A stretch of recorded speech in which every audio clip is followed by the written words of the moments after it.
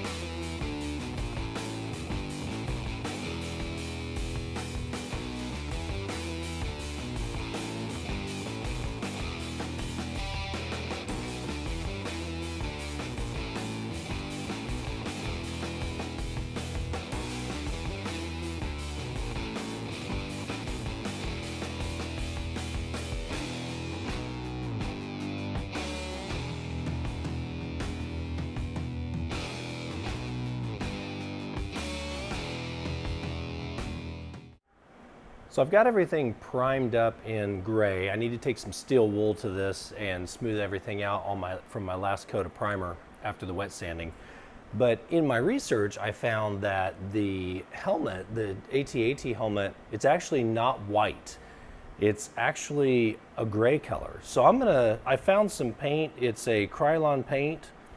It's called Ford Gray, and I'm gonna try this. This is just an off-white, so We're not going full gray on it like it probably was a darker gray in the movies, because they had the white background from Hoth when you see the camera angle in the AT-AT from the back. So they wanted it to stand out. So I'm going with a lighter gray to kind of get right in the middle of what I hope is somewhat screen accurate, but also visually accurate, because the old Kenner toys were all white helmets as well. So I'm just kind of splitting the difference with this off-white color, and I'm sure you could use something else like an eggshell or something like that, but that's what I'm getting ready to spray on as my final coat.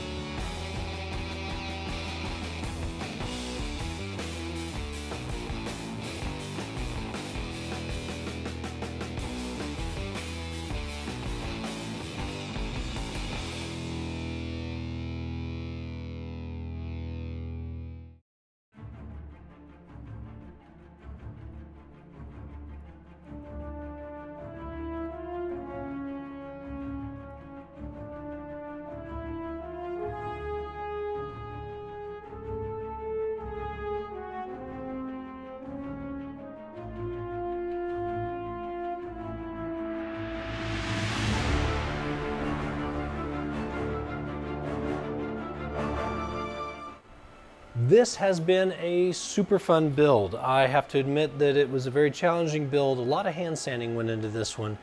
Overall though, I'm thrilled. It turned out wonderful. This is kind of one of those bucket list helmets for me. I mean, I never thought that I would own an AT-AT helmet, or an AT-AT if you're my age. I'm thrilled. This is great. So it turned out really good. There were some challenges on it getting these parts to actually attach to the helmet.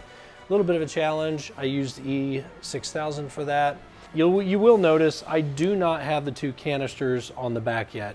I haven't finished painting those, and I haven't fully decided how I'm going to mount those yet. Looks like they're going to be quite challenging to get to attach. They are specifically flattened for attaching them to the helmet, but I think I'm actually going to have to drill some holes and put some screws into those to hold them on securely. I really appreciate you guys joining us today.